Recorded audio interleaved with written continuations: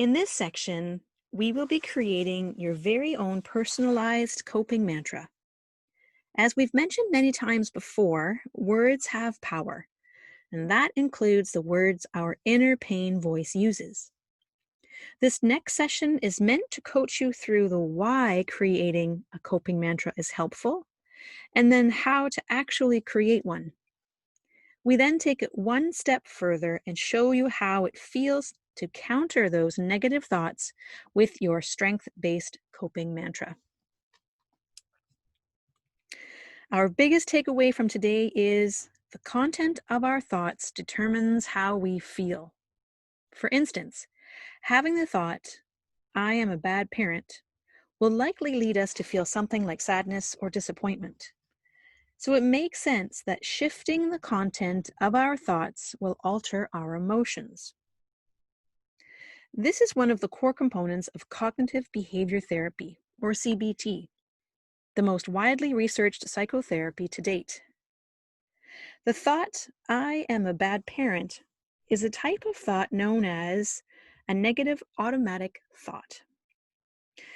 Automatic thoughts are spontaneous negative thoughts that pop into our mind when we are in a difficult situation or experiencing a difficult emotion. Automatic thoughts are often very judgmental and critical toward the self and/or the self in relation to the world. Automatic thoughts typically reflect our core beliefs about ourselves and the world, which have developed over our lifetime.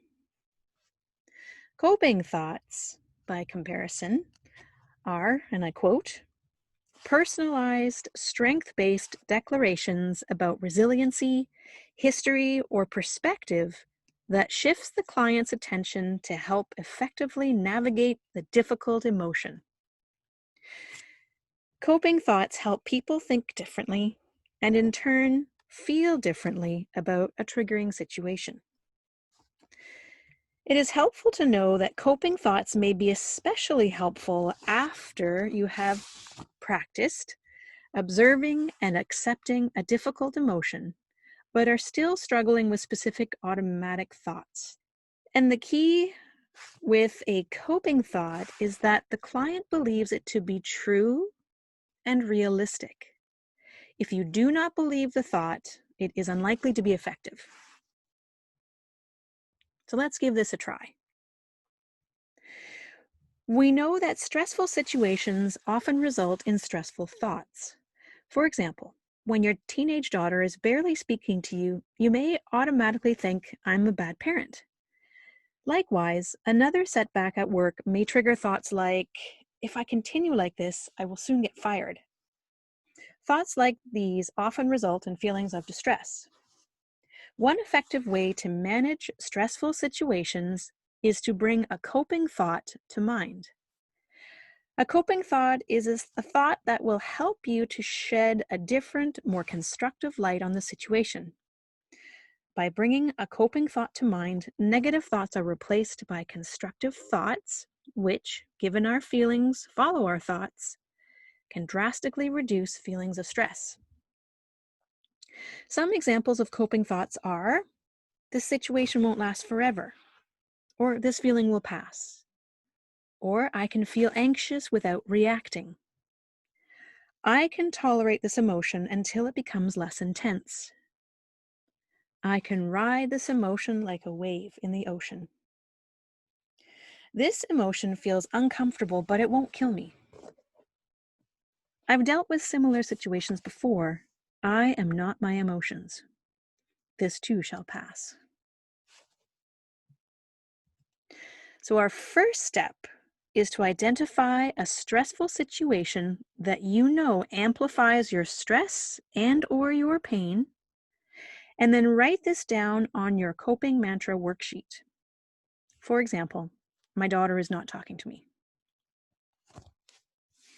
Take a moment to identify one stressful situation and then write it down.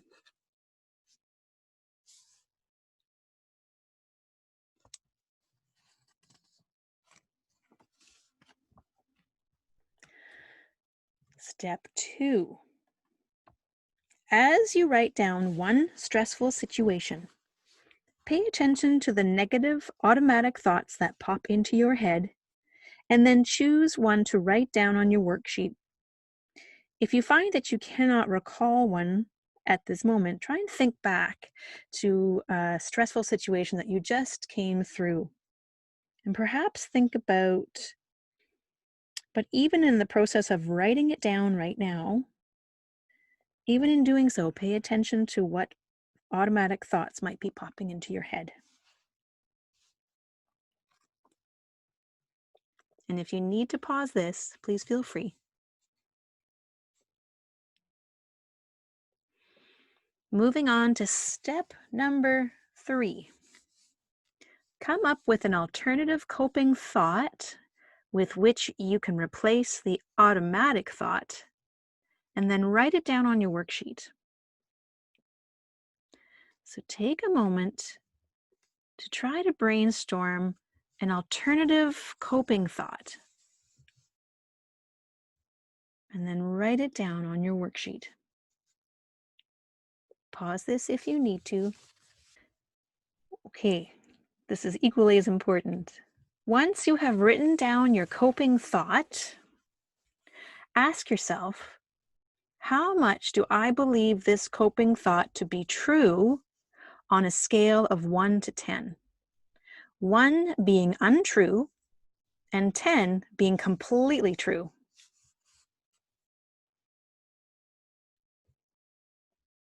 One being untrue and 10 being completely true. If you answered below 6 or 7, then try finding another coping thought that might be a little more realistic for you, and then write it down. We can always work our way back up to that coping mantra or use it for something a little more realistic later on. Pause this message if you need to continue contemplating this and recording it. If you feel you've got the hang of it, and you're more than welcome to end your session here. If you would like to experience how powerful these mantras really are, keep listening and practice along with me. If you felt like the stressor you have chosen is too triggering, then you may also stop here. We are going to take a few moments to notice our emotions around the stressor and then how it feels to use our coping thoughts. You will have had to complete your coping thoughts worksheet to be able to progress with this next section. So again, if you need to pause it and go back and complete your coping thoughts worksheet, please do, and then join back in whenever you're ready. I'm going to move ahead here. So we're going to spend a little time away from viewing the computer screen, and we're going to go into your headspace. Okay, so I want you to bring your attention back to the stressor that you chose earlier. And if you feel comfortable, close your eyes and allow this situation to rise in your mind, as if you were actually there, experiencing it now. For example, your daughter is not speaking to you. Put yourself back into the physical space, noticing what you can see around you and what you can hear.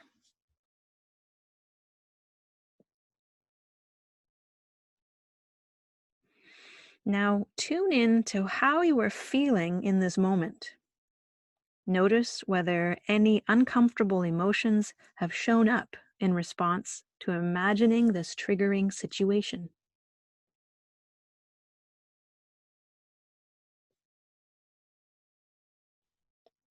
See if you can just notice and allow the emotion to be there without reacting to it. In other words, see if you can welcome it rather than push it away.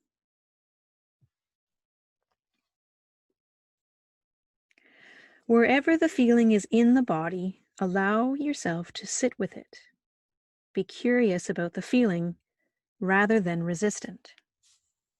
Lean into it rather than away from it. Now, as you sit here with the feeling, let's think about that negative automatic thought that shows up for you in this situation?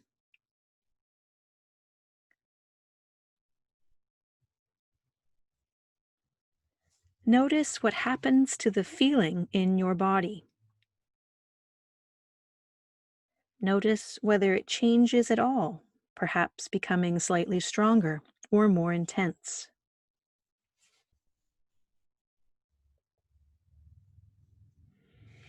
Now, let's bring your coping thought to mind to replace this unhelpful negative thought. This is the opportunity to use your coping thought that you created a few moments ago.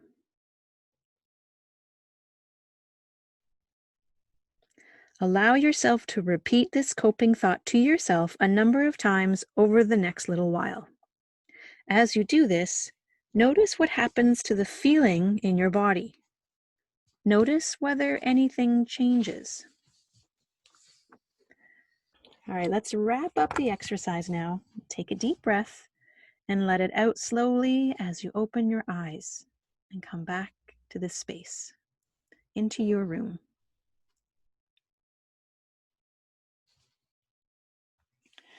And I'd love to know, what was it like to sit with the feeling of distress? What was the effect of the negative automatic thought on that feeling?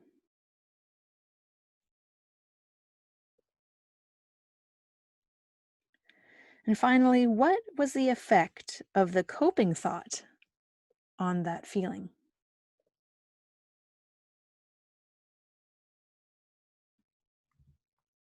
And I want to say a big congratulations, because this can be a difficult exercise to get through. And I hope that this new skill set may serve you well.